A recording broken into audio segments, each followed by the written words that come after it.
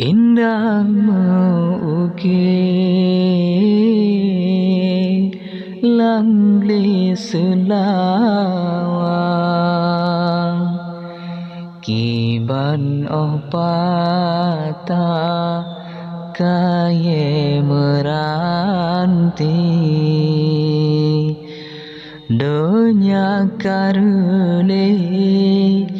tan le sopapa putunyo arang jino katale ibarat rumah tanu berubah barang yang pantas tercok hasil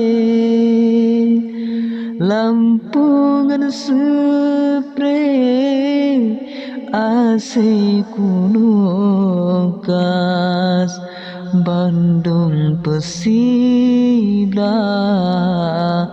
bejut ke bangki menantam selan rakan mutua lam donya luar menang getam se alim ulama kanu cok pulang nyoku pertanda dunia kaki ilmi nu cabut dalam dunianya ngenu cok pulang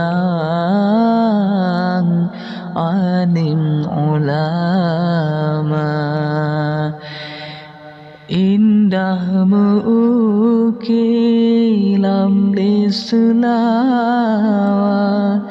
kiban opata kaye meranti donya yoreli dan le sopapa putunyo arah jino katan le ibarat rumah tanu berubah barang yang pantas tak jaga hasil lampungan spray asingan kulkas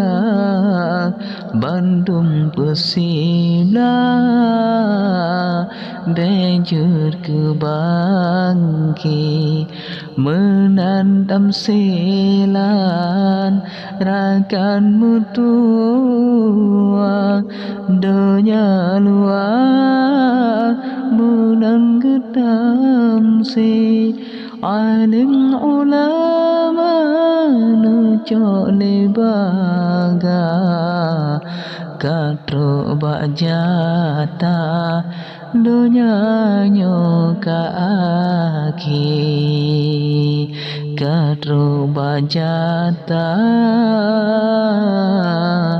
donya ka aki